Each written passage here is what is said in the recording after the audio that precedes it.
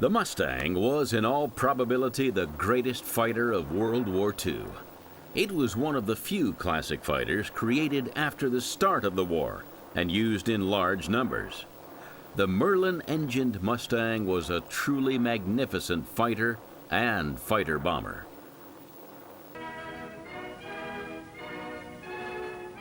The war itself resulted from the dreams of Adolf Hitler to make Nazi Germany the dominant military, political, and economic force in the Western Hemisphere. At the same time, conquests to the east would give Germany the Lebensraum, or living space, that Hitler felt that its growing population both needed and deserved. The first real military expression of this program was the conquest of Poland, which started on the 1st of September 1939 and triggered British and French declarations of war on Germany. From the 10th of May 1940, there came the German conquests of the Low Countries and France.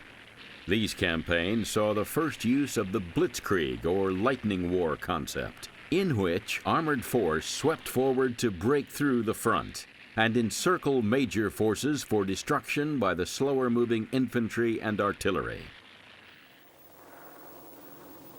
The armored forces were given fire support by specially trained Luftwaffe ground attack units, flying aircraft such as the Junkers Ju-87 Stuka.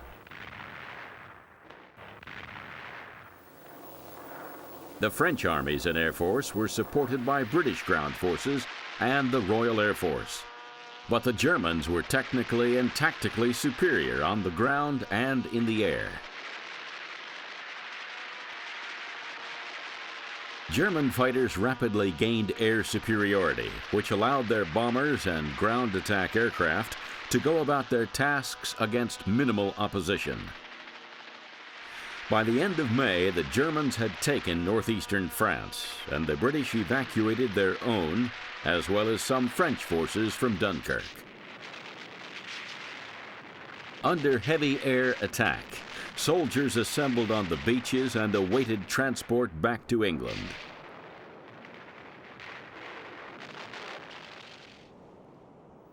The Germans then resumed their attack to the south, and by the end of June, France had been beaten. This left only the UK to fight on alone against Germany. Hitler hoped that the British would reach an accommodation, but meanwhile prepared for an invasion. Given the British naval superiority, such an invasion would be wholly dependent on German air superiority. The German effort to secure this advantage was the world's first strategic air campaign, the Battle of Britain.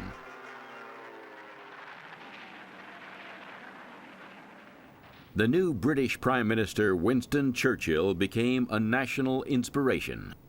We shall defend our island, whatever the cost may be. We shall fight on beaches, landing grounds, in fields, in streets, and on the hills. We shall never surrender. Kenley, Biggin Hill, Hornchurch, North Weald, Debden. Will you warn your controller that this looks like yet another attack on airfields?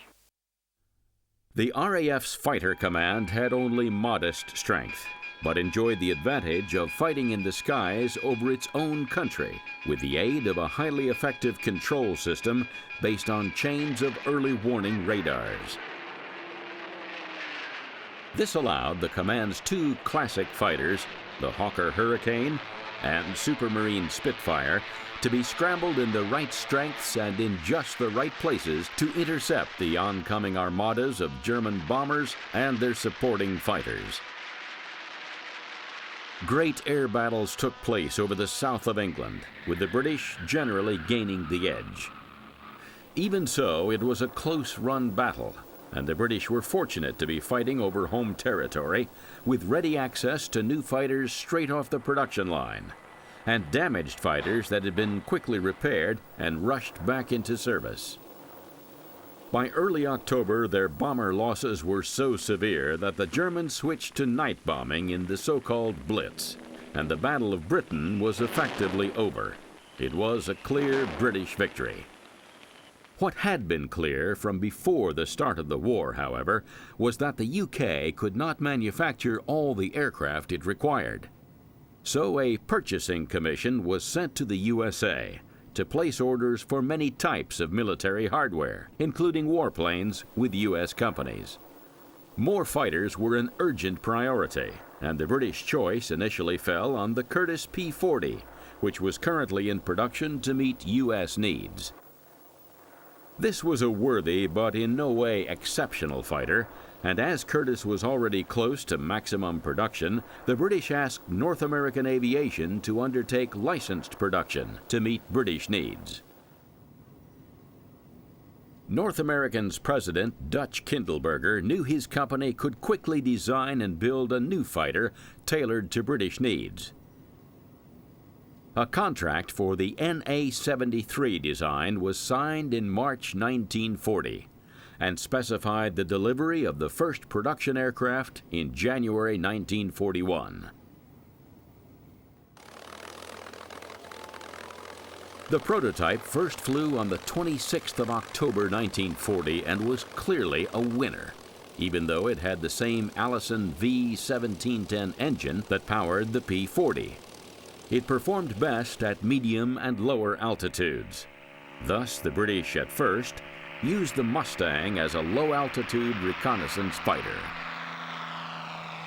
The best British fighter engine of the time was the Rolls-Royce Merlin of the same V12 layout as the Allison engine, and soon to enter U.S. production as the V1650. Rolls-Royce suggested a Merlin-engined Mustang, and prototype conversions revealed superb performance, right up to high altitude. The U.S. Army Air Forces had already trialed the Mustang as the P-51. From the P-51B for the Americans, as well as the Mustang Mark III for the British, all Mustang fighters had the V1650 Merlin engine, with a 4-blade propeller in place of the 3-blade unit of the Allison-engined aircraft. With this engine, the Mustang displayed superb outright performance. The maximum speed of the Allison-engined P-51A was 390 miles per hour at 20,000 feet. In the P-51B, this rose to 440 miles per hour at 30,000 feet. The climb rate was also considerably better, and the service ceiling was increased from slightly more than 31,000 feet to a very impressive 42,000 feet.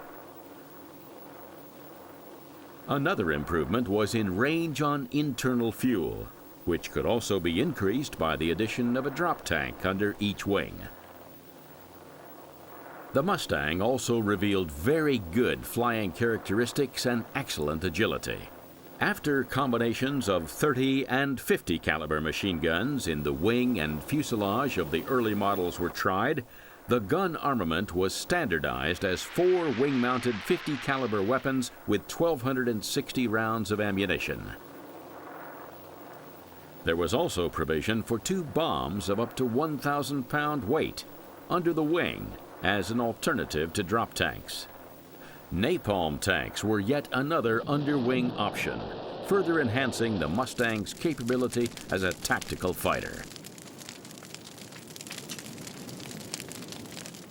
Known to the British as the Mustang Mark III, the P-51B was in full production by 1943 and entered service with the 8th Air Force in December of that year.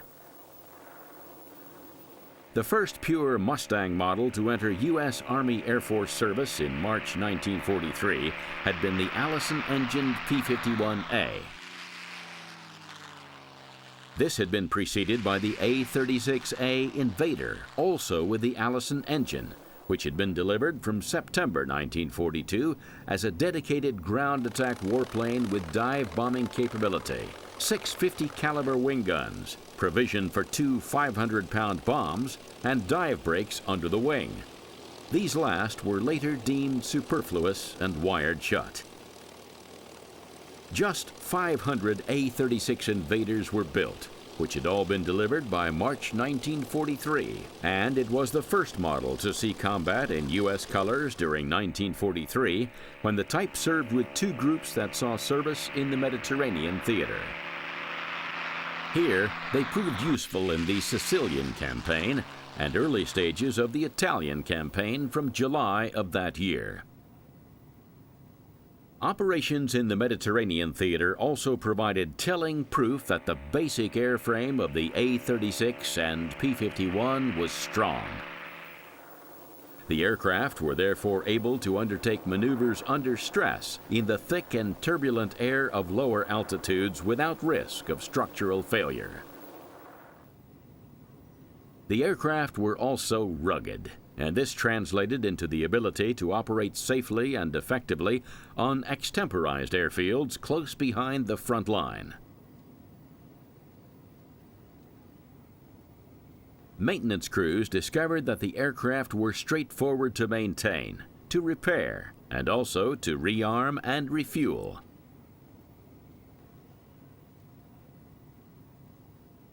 This was especially important in aircraft intended to deliver timely quick reaction support to the hard-pressed ground forces.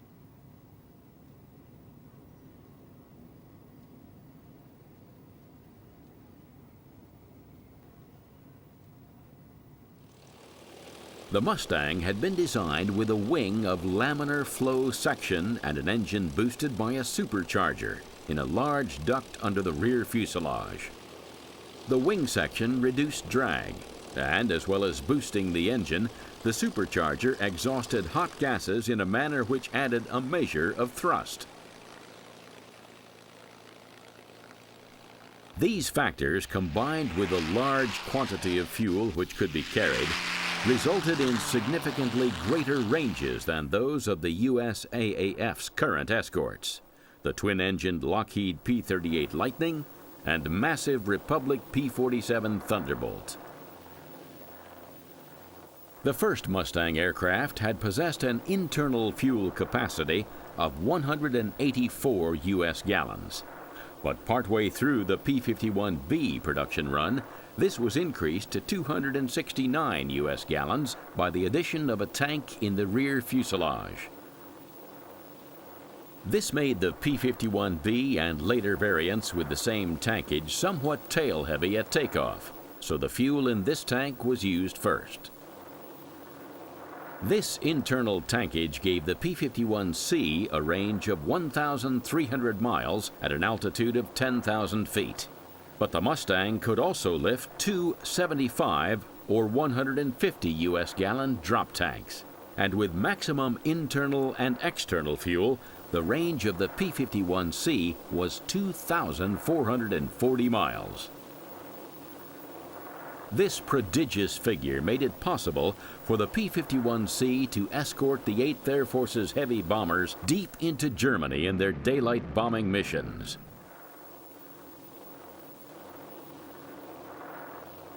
Moreover, once it had jettisoned its drop tanks, the P-51C had the performance, firepower, and agility to tangle effectively with the defending German fighters.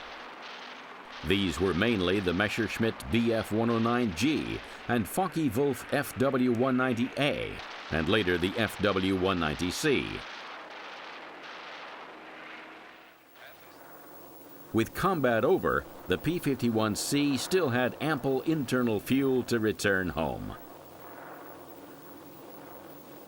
The Boeing B-17 Flying Fortress and consolidated B-24 Liberator four-engined heavy bombers of the 8th and 15th Air Forces, which flew from England and Italy respectively, were the heart of the American air effort to destroy Germany's war-making industries by the destruction of key manufacturing capabilities. The bombers were well defended by 50 caliber machine guns in powered nose, dorsal, ventral, and tail turrets, as well as manually controlled guns in the waist and other positions. But they were still threatened by enemy fighters equipped with cannon possessing greater range and destructive power than the bombers' defensive machine guns. For this reason, the bombers cruised in a long stream of box formations that were staggered vertically and laterally. These boxes had been carefully planned so that each bomber was covered by the fire of neighboring aircraft. This meant that an attacking fighter was subjected to the fire of more than the single bomber it was attacking. The other major threat that the bombers faced was that of German anti-aircraft guns, or flak. For this reason, the bomber streams flew into Germany along courses carefully planned to avoid major flak concentrations. This series of dogleg flight segments meant longer missions, and while the bombers possessed the required range capability, the P-38 and P-47 escort fighters did not. The fighters had therefore to operate in a series of relays, in which one group, accompanying the bombers, was replaced by another, which had been directed across the angle of the dogleg to reach its charges with a useful quantity of fuel still remaining. Even so, the situation did not allow the P-38 and P-47 to support the bombers right through missions to strike targets deep in Germany and German-occupied Central Europe. Another factor which had to be taken into consideration was that neither the P-38 nor the P-47 was a first-class air combat fighter. As a twin-engined warplane, the former lacked the agility of the German fighters, and with its great size and weight, the latter was also at a disadvantage against German fighters. This all started to change with the advent of the P-51B and generally similar P-51C with their V-1650 engines, and reached its definitive position with the P-51D. This was a simple development with a number of small but important improvements, and most importantly a new canopy and heavier gun armament. The original canopy had been a framed unit, designed to slide to the rear over transparencies in the side of the fighter's raised rear fuselage decking. The limitations imposed of the pilot's fields of vision had been one of the few criticisms of the early variants, even when the canopy was replaced with the British Malcolm hood with no framing and bulged sides. In the P-51D, the rear fuselage was cut down, and over it a superbly streamlined single-piece and therefore frameless or bubble canopy was fitted. This reduced drag and also offered the pilot excellent fields of vision. The gun armament was also boosted to 650 caliber machine guns with 1,880 rounds of ammunition. So successful was the P-51D that it was built in larger numbers than any other model. No fewer than 7,956 such aircraft coming off 2 production lines for service against Germany in the European theater and against Japan in the Pacific theater. With the P-51D, the 8th Air Force could provide escort for its bombers all the way to and from all but the most distant targets. In January 1943, at the Inter-Allied Conference in Casablanca, attended by President Franklin D. Roosevelt and Prime Minister Winston Churchill, together with their senior political supporters and military leaders, the Allies demanded Germany's unconditional surrender. 6 months later, there emerged in the Point-Blank Directive a list of German industrial targets that were to be attacked and destroyed by U.S. and British bombers working in tandem. The first strategic target fixed by the Casablanca Conference was the invasion of Sicily, and subsequent operations against the mainland of Italy as soon as possible after the defeat of the last Axis forces in North Africa. The German and Italian forces in Tunisia surrendered in May 1943, and the invasion of Sicily followed in July. The undertaking involved the use of substantial airborne forces. But the main task was allocated to the U.S. 7th and British 8th Armies, which landed in the south of the island on the 10th of July.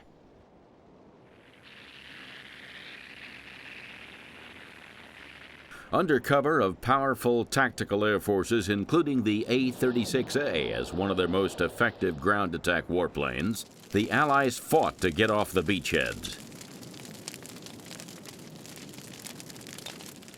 Then the American ground forces moved forward to the northwest in western Sicily. At the same time, the British moved north in the east of the island.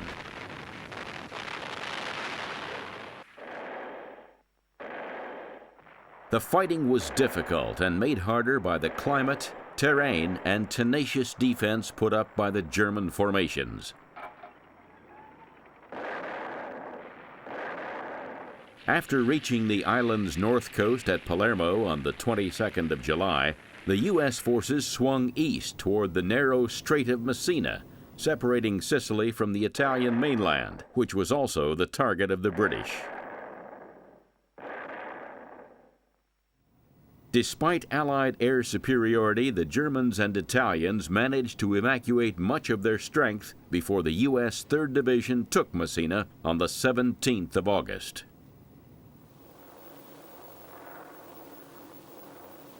After a largely diversionary British landing on the toe of the Italian boot on the 3rd of September, the main Allied assault on Italy started on the 9th of September, when the Fifth Army, with British and American components, landed at Salerno, just to the south of Naples.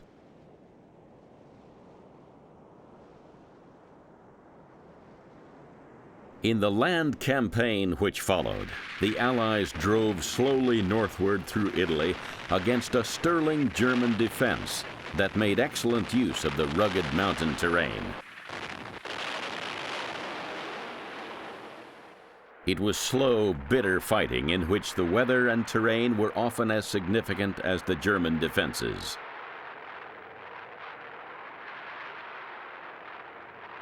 Overhead, the Allied air forces played an increasingly important role.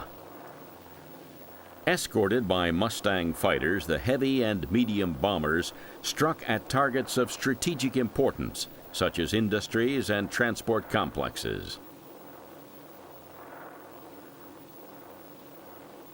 With Italy effectively out of the way after the Salerno landings, the numerically inferior German air forces were swiftly whittled away, and the bombers could soon go about their work with only minimal escort.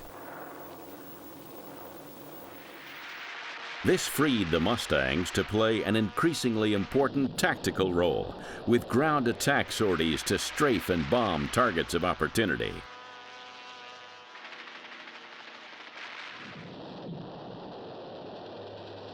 In the often mountainous terrain of central Italy, ground attack work at low level demanded high levels of concentration to fly safely low over very hostile terrain, and in which there could be a flak concentration behind any ridge. U.S. bombers also struck on several occasions at the oil installations of Ploiești in Romania, which were Germany's primary source of the fuel with which it could not sustain its war effort. The installations were first attacked from North Africa, but later the bomber groups in England and Italy became involved once agreement had been reached with the Soviets for so-called shuttle operations.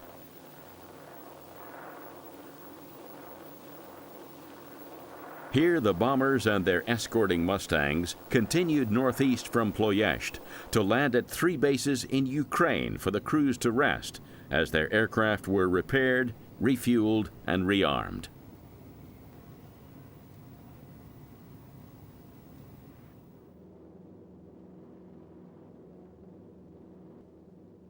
On the return flight, the bombers attacked Ploiești or other targets.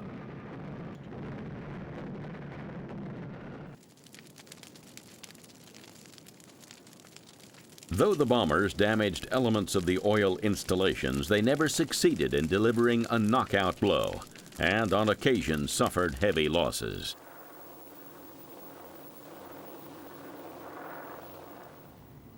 By the beginning of 1944, the Allies were well on the way to planning Operation Overlord as their primary strategic invasion of northern France was designated. Overall command was vested in a U.S. officer, General Dwight D. Eisenhower, with 4 British officers as his primary subordinates. The Deputy Commander-in-Chief was Air Chief Marshal Sir Arthur Tedder, the Land Force Commander, General Sir Bernard Montgomery, the Naval Force Commander, Admiral Sir Bertram Ramsay, and the Air Force Commander, Air Chief Marshal Sir Trafford Leigh Mallory. Even as the invasion plan was being drafted and then finalized, huge numbers of men and vast quantities of weapons and other material were being built up at camps in the UK. These stretched round the southeast, south, and southwest coasts of England, within easy reach of the ports from which the invasion fleet would sail. Meanwhile, the bombers and their Mustang escorts had been pulled off their strategic tasks for use against German targets round the coast of northwest Europe and the areas behind them. Here, German fortifications were bombed, radar sites attacked, dumps shattered, and many of the transport and communication links were severed. The object was clearly to degrade the German ability to respond to an invasion, both directly and by bringing up reinforcements. Great care was taken, though, not to give away the fact that the invasion was to be directed at Normandy. Thus, coastal and inland targets were attacked round much of the periphery of German-held northwest Europe. By this stage of the war, German air power in France and the Low Countries had been so hard hit that it could offer only minimal opposition. Thus, the bombers required only modest escort, and this freed large numbers of Mustangs to join the Allies' other fighters in the tactical role as fighter bombers.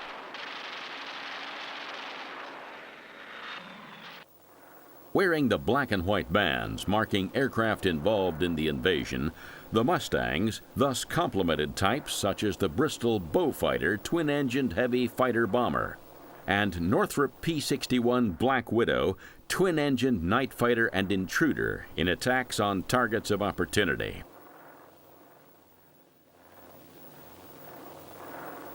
Flying low and fast, the Mustangs searched out and tackled a host of target types, ranging from parked aircraft to trains, via rail tunnels, canal and river installations, and artillery, including flak sites.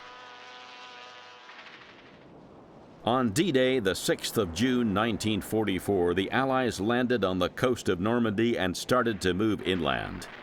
They were faced by determined German army opposition, but under an umbrella of Mustangs and other fighters, had nothing to fear from the remnants of the German Air Force in France.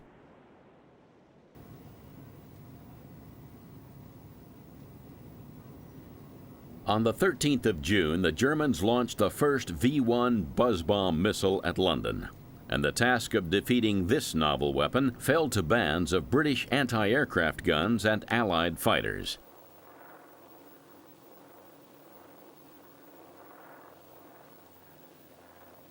The two most important fighters in the early stage of the fight against the V-1 were the Spitfire and Mustang, as these had the speed to overhaul the missile at the typical altitude of about 4,500 feet.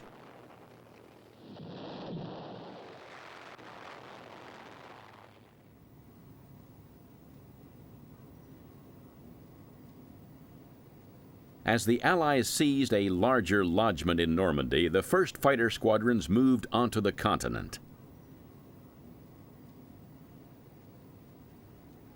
The Allied armies moved forward after their breakout from the lodgment toward the end of July, the Mustangs and other fighters keeping pace with them to maintain a protective shield over the ground forces.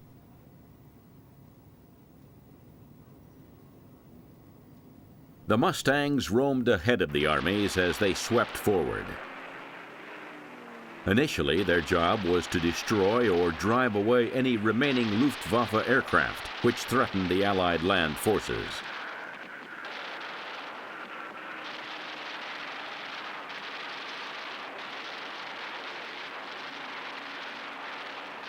In common with the Allies' other tactical warplanes, the Mustangs were linked by radio with controllers operating with the forward ground troops. This meant that Mustangs patrolling above the front at medium altitude could be called down without delay to intervene in the land battle by destroying German troops, tanks, artillery, and strong points, thereby blasting the way open for the soldiers. The Mustang pilots also kept a constant eye open for targets of opportunity on the ground. The Germans sought to move by night, but the overall situation was so dangerous that they had sometimes to move trains and road convoys by day. The Mustang pilots eagerly pounced on these. The men of the 8th and 9th Air Force's fighter squadrons inevitably kept their eyes open for the occasional German warplane that might provide an air-to-air victory. The Luftwaffe still possessed effective fighters and also a number of pilots who were both experienced and skilled. But the Mustang pilots were also experienced and competent, and were flying a superb fighter at the peak of its development. The Mustang squadrons were also so superior in numbers that they could swamp the limited air units which the Germans managed to get into the air.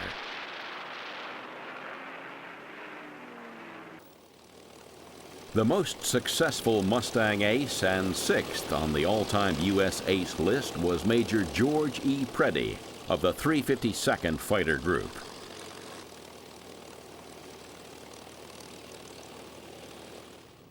Preddy had started his fighter career in the Southwest Pacific, but following hospitalization as a result of a collision with another P-40, was transferred to Europe. Here he quickly found his feet in the Mustang and soon achieved a score of 26.83 air-to-air victories, together with 5 aircraft destroyed on the ground.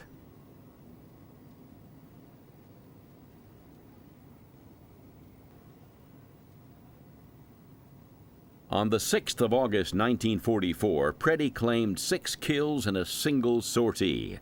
Just over 4 months later, on Christmas Day, Preddy was killed in the crash of his Mustang after it had been hit by the fire of a U.S. anti-aircraft battery that was trying to engage the German fighters that Preddy and 2 other Mustang pilots were chasing.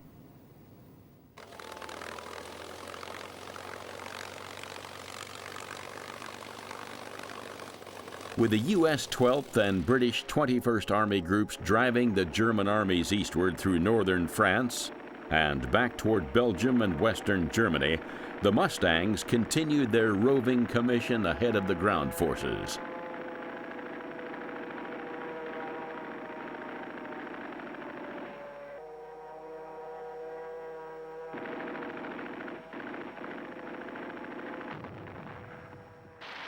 No ground target of even limited importance to the Germans was safe from their attentions.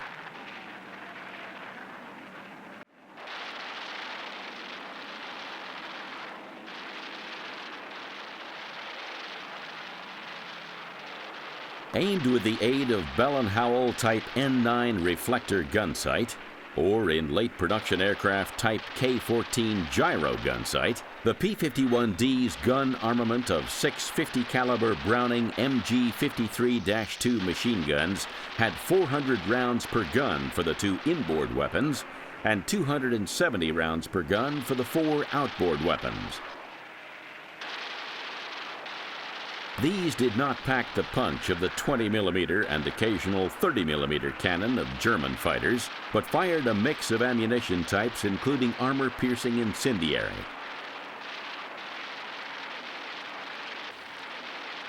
This was spectacularly successful in attacks on locomotives and rolling stock, and was also effective against lightly armored targets such as self-propelled flak guns.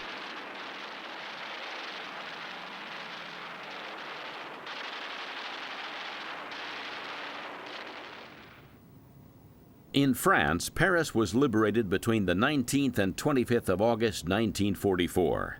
and there seemed to be nothing the Germans could do to check the speed of the Allied advance to the east.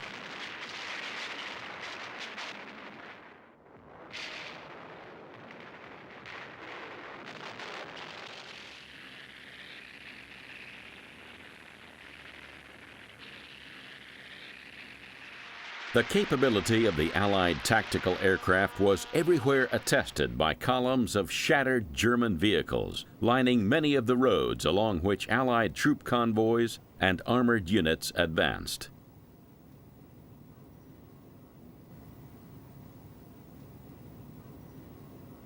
The 354th Fighter Group was known as the Pioneer Mustang Group, as it was the first to receive the P-51B.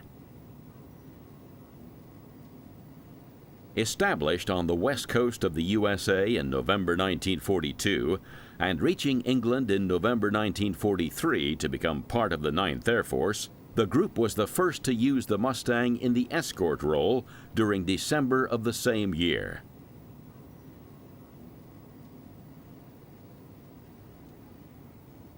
On the 11th of January 1944, Colonel James Howard was flying with a flight of the group's 356th Fighter Squadron on a B-17 escort when the flight detached to attack approaching German fighters.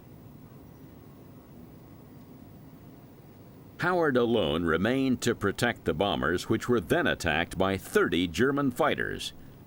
In the furious engagement which followed, Howard shot down 3 of the attackers and drove off the rest after exhausting all his ammunition.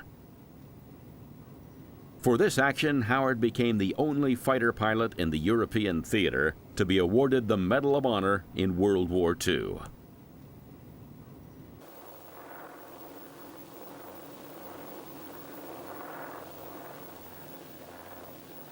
As part of the 19th Tactical Air Command, the 354th Fighter Group cooperated closely with Lieutenant General George S. Patton's U.S. Third Army as it drove across France, through western Germany, and into western Czechoslovakia in the last 10 months of the war.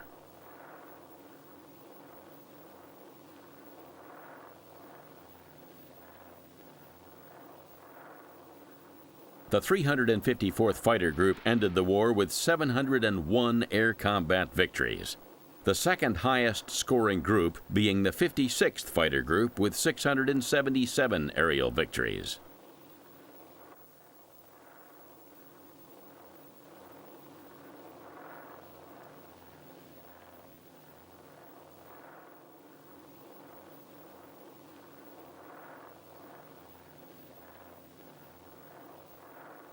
Just as important as the group's air combat victories were its less quantifiable but nonetheless major successes in the ground attack role.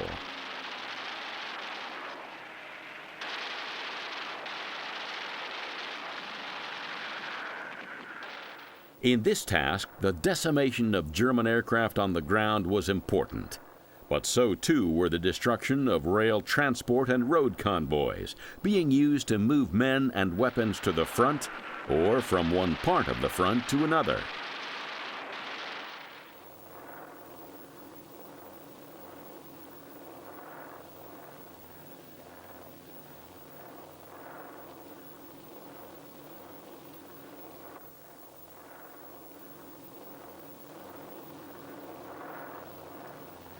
Even when locomotives, rolling stock, and road vehicles were not completely destroyed, they were often badly damaged, and the attack seriously dislocated German efforts to make the best possible use of their dwindling numbers of men and very limited quantities of fuel.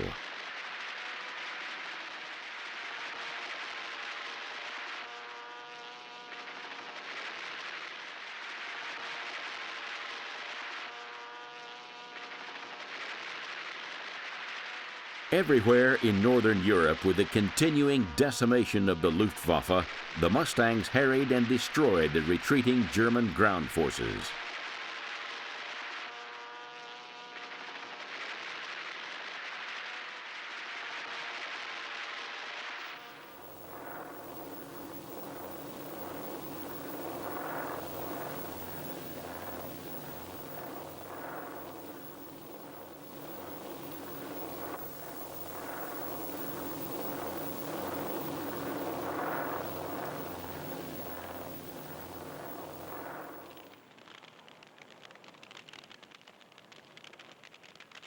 As the Allied armies closed up to the Rhine and other water barriers during their advance into Germany, they knew that Mustangs and other tactical warplanes were always on hand to shred German strongpoints that were checking the progress of the land forces.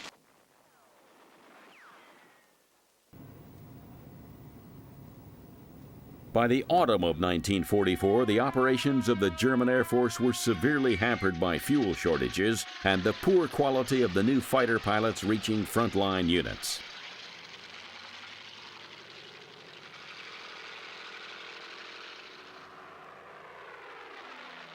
The Germans still had good fighters, such as the Bf-109G and FW-190A, and pilots who flew with courage, if not in general the skill, of their predecessors.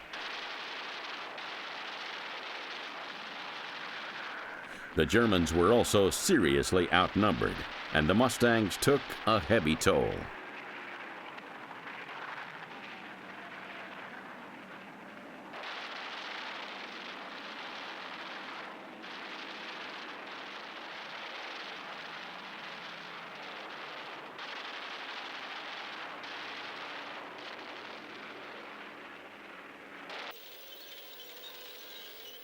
As the Allied armies crossed into Germany, they encountered increasing resistance and were also confronted with the need for more urban fighting.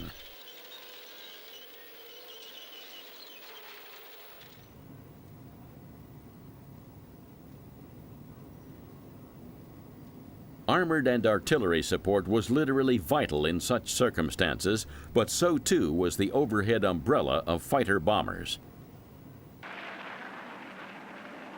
From this, Mustangs could be called down by radio-equipped controllers on the ground to destroy pinpoint targets with bombs or shatter groups of infantry with machine gun fire.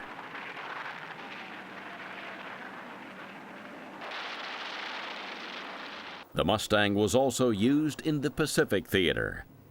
Here, the P-51D was supplemented by the lightened P-51H, of which 555 were delivered for service in the bomber escort role. Also in service was the F-6D, the armed reconnaissance variant of the P-51D. On the 11th of January 1945, Major William A. Shomo of the 82nd Tactical Reconnaissance Squadron took off from Mindoro Island.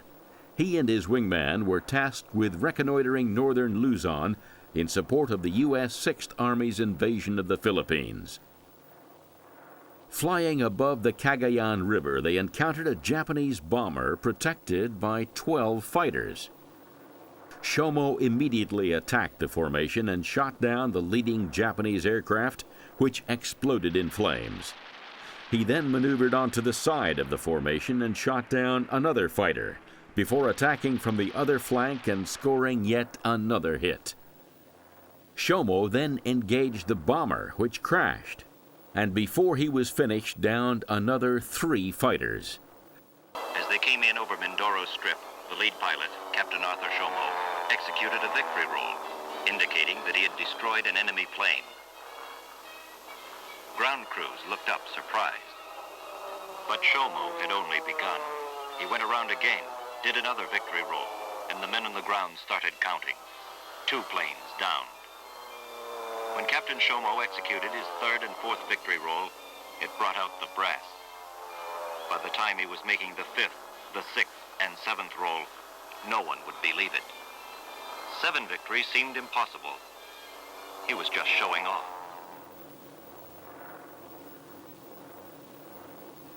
No, Captain Shomo did not show off. On 7 April 1945, he was awarded the Medal of Honor for conspicuous gallantry above and beyond the call of duty.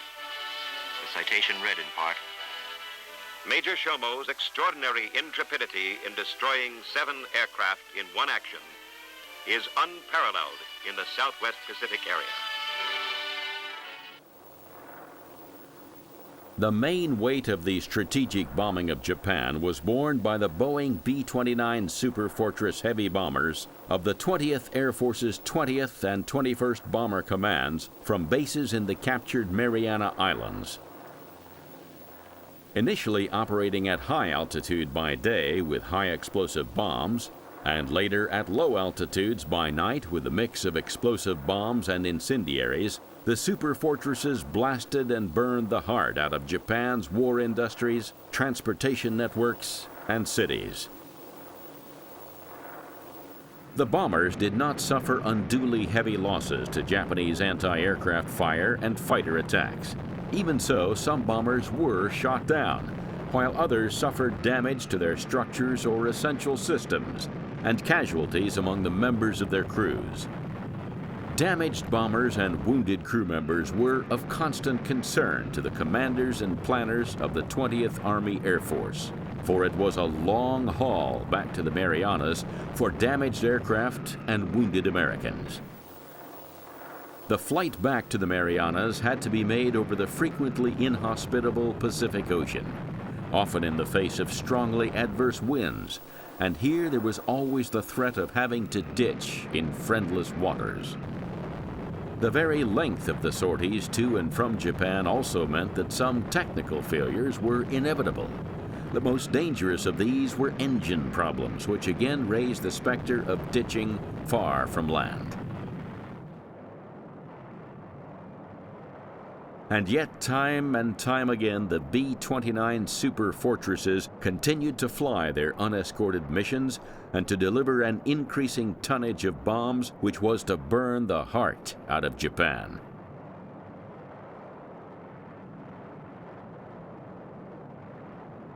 What was needed was a base from which escort fighters could be launched, and at which badly damaged B-29s could land in an emergency.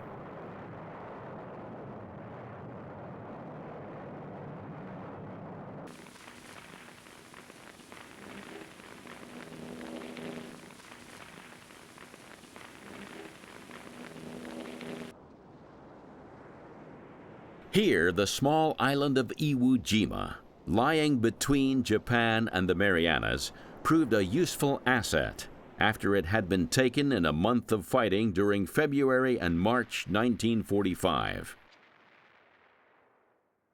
The fighting for this small island of black volcanic sand was bitter in the extreme. But the U.S. Marines' success allowed airfields on the islands to be used by damaged bombers returning from missions over Japan. The airfields also hosted Mustang fighter squadrons, which could then range to and from Japan as escorts for the bombers. The Mustangs and their experienced pilots were far superior to their Japanese opponents, and effectively ended the air threat to the bombers.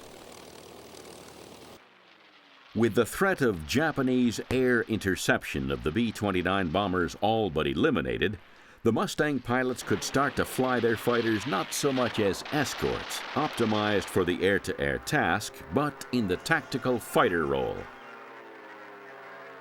This was a role the Mustang pilots had perfected over Europe against the Germans, and their experience was now translated very effectively to the Pacific theater.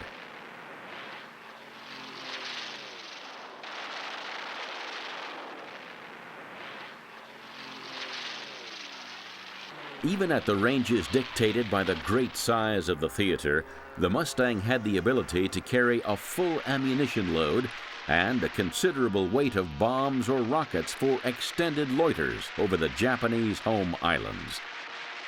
In the face of an air opposition that had plummeted in numbers and capability, the Mustangs could now swoop down to low altitude to drop bombs or napalm tanks, fire rockets, and use their machine guns to strafe all types of small targets. These last included parked aircraft, locomotives and rolling stock, bridges and tunnels, military dumps, smaller industrial facilities, and coastal shipping and fishing vessels. These attacks could not inflict the level of damage that the heavy bombers regularly achieve, but did pick off individual targets that were unsuitable for heavy bomber attack by night. Flown by day, the Mustang attacks also helped to keep the Japanese off balance, as they tried desperately to prepare themselves for the invasion they knew must happen. later in 1945 or early in 1946. Despite being an excellent warplane, the Mustang was not perfect, and nor were its pilots. Many aircraft were lost in the air, and others in takeoff and landing accidents. In the latter case, maintenance personnel were on hand to salvage everything they could, and so keep other Mustangs serviceable and thus a threat to the enemy, whether German or Japanese. Production of the P-51 totaled 16,766 aircraft, and many of these survived the war for continued service with the USA and a number of Allied countries. The final expression of the Mustang's concept as an escort fighter was the twin Mustang, which was just too late for service in World War II.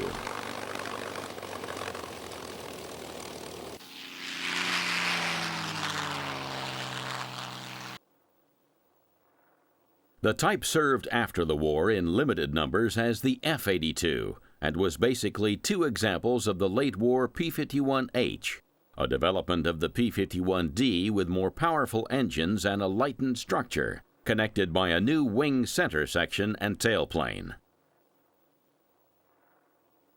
The result was a two-seat escort and fighter bomber with a range in the order of 2,350 miles, and the armament of 650 caliber machine guns and up to 4,000 pounds of bombs or 25 5-inch rockets.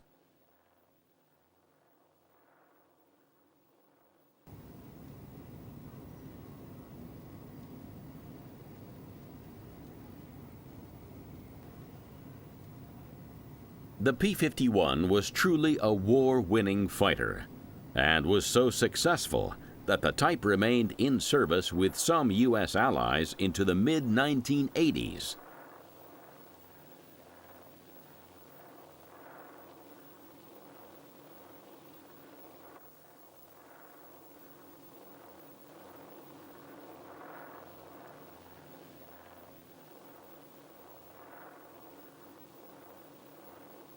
There are still a comparatively large number of P-51s in existence.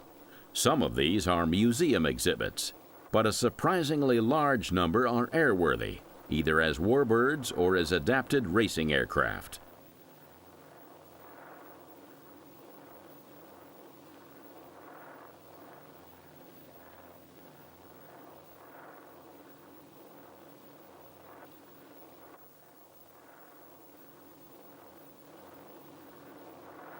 Other examples of the Mustang are also being reconstructed, with a view to their return to the air, which the supremely elegant Mustang still graces as few other aircraft have done.